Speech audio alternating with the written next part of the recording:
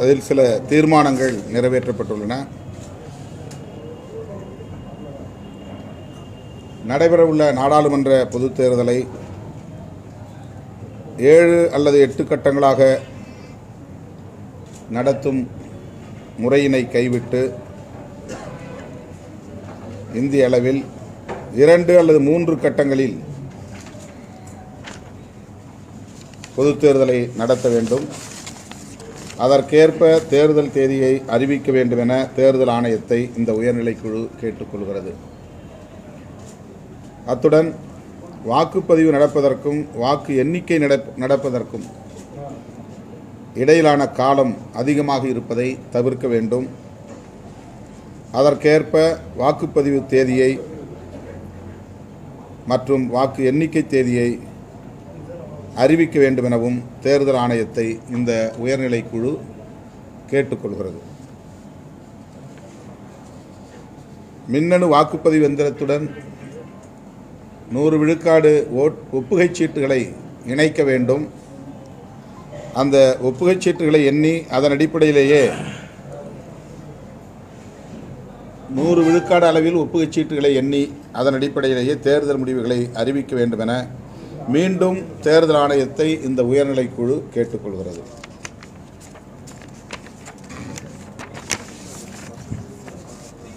ராஜீவ் கொலை வழக்கில் 30 ஆண்டுகளுக்கு மேலாக சிறையில் அடைபட்டிருந்த சாந்தன், ஜெயக்குமார், முருகன், ராபர்ட் பயாஸ் ஆகிய 4வரும் தமிழ்நாடு அரசின் பெருமுயற்சியால் உச்சநீதிமன்றத்தில் விடுதலை பெற்றனர்.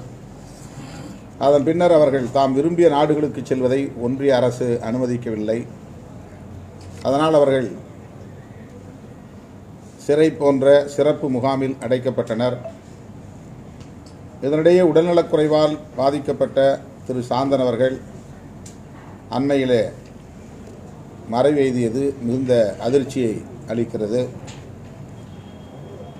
உச்சநீதிமன்றத்தால் விடுதலை செய்யப்பட்ட அவர் இப்போது உயிரிழந்ததற்கு ஒன்றிய அரசே பொறுப்பாகும் என விடுதலை சிறுத்தைகள் கட்சியின் உயர்நிலைக்குழு சுட்டிக்காட்டுகிறது.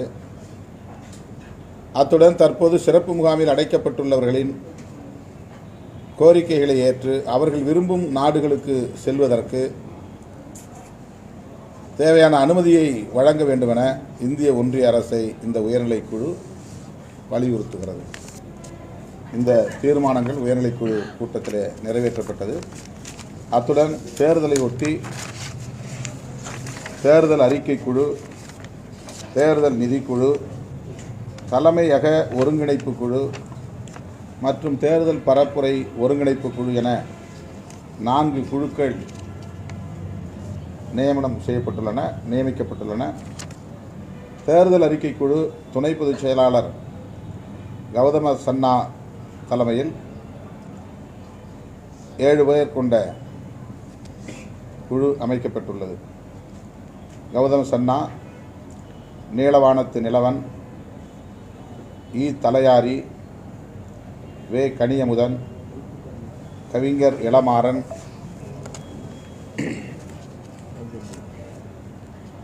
அப்துல் ரஹ்மான்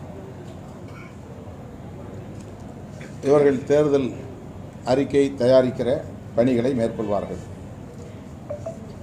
தேர்தல் நிதிக்குழு ஏசி பாபரசு முதன்மைச் செயலாளர், SS பாலாஜி சட்டமன்ற உறுப்பினர், பனையூர் பாபு சட்டமன்ற உறுப்பினர், நீலச்சந்திரகுமார் அமைப்பு செயலாளர், எழில் கரோலின் துணை பொதுச் செயலாளர், ரஜினிகாந்த் துணை பொதுச் செயலாளர், இரா பன்னீர்தாஸ் அமைப்பு செயலாளர் இவர்கள் நிதிக்குழுவில் நியமிக்கப்பட்டுள்ளனர். அடுத்து தலைமையக ஒருங்கிணைப்பு குழு, துணை பொதுச் செயலாளர் வன்னியரசு, தலைமை நிலைய செயலாளர்கள் பாலசிங்கம், தகடூர் தமிழ்ச்செல்வன், இளஞ்சேக்குவேரா, அமைப்பு செயலாளர் பே. தமிழினியன் ஆகியோர் தலைமையக ஒருங்கிணைப்பு குழுவில் நியமிக்கப்பட்டுள்ளனர். தேர்தல் பரப்புரையை மேற்கொள்வதற்கான ஒருங்கிணைப்பு குழு சட்டமன்ற உறுப்பினர் ஷா நவாஸ் தலைமையில் அமைக்கப்படுகிறது. ஷா நவாஸ் சட்டமன்ற உறுப்பினர், திருமார்வன் துணை பொதுச் செயலாளர், புதுவை பாவாணன் துணை பொதுச் செயலாளர், ஆதவ் அர்ஜுன் துணை பொதுச் செயலாளர், சங்கத்தமிழன் இளஞ்சிறுத்தைகள் மாநில செயலாளர், சிபிச்சந்தர் கருத்தியல் பரப்பு மாநில செயலாளர், ஆதிமொழி கருத்தியல் பரப்பு மாநில துணை செயலாளர். இந்த குழுக்கள் தேர்தல் பணிகளையொட்டி நியமிக்கப்பட்டுள்ளன. உயர்நிலைக்குழு கூட்டத்தில் இந்த தீர்மானங்களும் நிறைவேற்றப்பட்டுள்ளன. தேர்தல் கூட்டணி என்ன நிலவரத்தில் இருக்கு? திமுகவுடன் இன்னைக்கு நடைபெற இருந்த பேச்சுவார்த்தை நடக்கல. முதலமைச்சர் சந்தித்து தான் பேச போகிறார். என்ன நிலைப்பாட்டோடு இருக்கு? இன்றைக்கு 12 மணி அளவில் நான் தேர்தல் தொடர்பான பேச்சுவார்த்தை குழுவினரோடு, திமுக நியமித்துள்ள குழுவினரோடு தொகுதி பங்கீடு குறித்து பேசுவதற்கு இசைவளித்திருந்தேன். உயர்நிலைக்குழு கூட்டம் முடிவதற்கு காலதாமதம் ஆகும் என்பதனால் அந்த குழுவில் உள்ள முக்கிய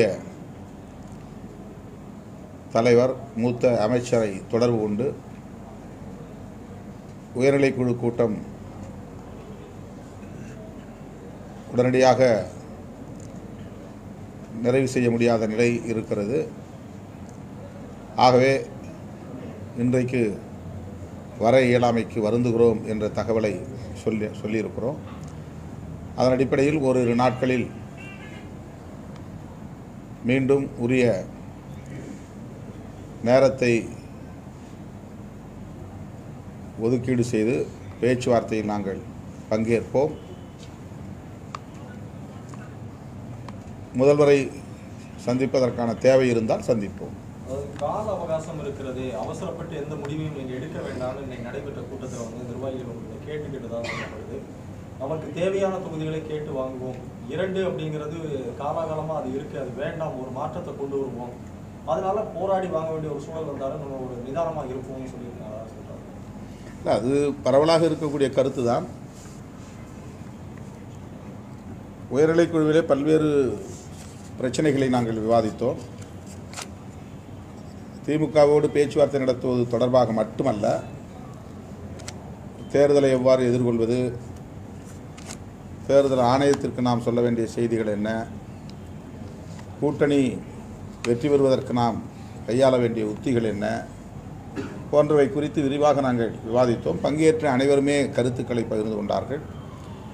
பங்கேற்ற அனைவரும் நாம் 4 தொகுதி வேண்டுமென முதலில் கோரிக்கை விடுத்தோம். 3 தொகுதியாவது, 2 தனி தொகுதி, 1 பொது தொகுதி என்கிற அளவில் கேட்டு பெறுவது நலம் பயக்கும் என்கிற அடிப்படையில் சிலர் கருத்துக்களை பகிர்ந்து கொண்டது உண்மை. திமுக அவசரமாக இந்த மாதிரி ஒப்பந்தங்களை கையெழுத்து அவசரப்படுத்துறாங்கன்னு ஒரு விஷயம் இருக்குது. சீக்கிரமாகவே எல்லாருடைய ஒப்பந்தத்தையும் பிடிக்கணும்னு ஒரு அவசரம் காட்டப்பட்டதா அதிமுக? இல்லை, அப்படி அவசரம்லாம் ஒன்றும் கிடையாது. ஏற்கனவே இந்த கூட்டணியில் உள்ளன கொள்கை புரிதலோடு செயற்பாட்டு நடவடிக்கைகள் உட்பட அனைத்திலும் இணக்கமாக இருந்து இயங்கிக் கொண்டிருக்கிற கட்சிகள் இந்த கூட்டணியிலே உள்ளன. ஆகவே எந்த குழப்பமும் கூட்டணிக்குள் கிடையாது. அன்னைக்கு சொன்னது தான் அது, அதோடு நாங்கள் பதில் சொல்லிட்டு வந்துட்டோம். நாடாளுமன்ற தேர்தல் இந்த மாதிரி சமயம் இந்த கூட்டணி பேச்சுவார்த்தை மிக முக்கியமான ஒரு விஷயமா பார்க்கப்படுது. நம்ம அந்த நம்பர்ஸாக இருக்கட்டும், மற்ற விஷயங்களா இருக்கட்டும், இந்த மாதிரி டைமில் நீங்கள் அந்த மீட்டிங்கை ஸ்கிப் பண்ணது வெளியே அது வேற மாதிரி ப்ரொஜெக்ட் ஆகும் நீங்க நினைக்கல? இந்தியா கூட்டணி அது வெளியில, அதுக்காக நாங்கள் அவசரப்பட முடியாது. அதை வெளியில ஏதாவது பேசுவாங்க அப்படிங்கிறதுக்காக நாங்கள் அவசரப்பட முடியாது. நாங்கள் அவசரப்படக்கூடிய அளவுக்கான எந்த தேவையும் இல்லை. கொடுங்கள் என்று கேட்பதற்கான தேவையும் இருக்கிறது. கேட்பது என்பது வேறு. இந்த உயர்நிலைக்குழு கூட்டத்தை நடத்துவது அல்லது இன்றைக்கு போக முடியாமல் ஒரு நிலை உருவானது, இது எதற்கும் யூகங்களுக்கு இடம் இல்லை. அழுகிற குழந்தைக்கு தான் முதல்ல பால் கிடைக்கும் அப்படின்னு சொல்லுவாங்க. அந்த மாதிரி விசிகா தற்போது அமைதியான முறையில் அடம் பிடிக்க தொடங்கி இருக்கா திமுக கிட்ட தங்களுடைய ஊடகங்கள் எப்படி வேண்டுமானாலும் ஊகம் செய்து கொள்ளலாம். எங்கள் நிலைப்பாட்டில் நாங்கள் தெளிவாக இருக்கிறோம்.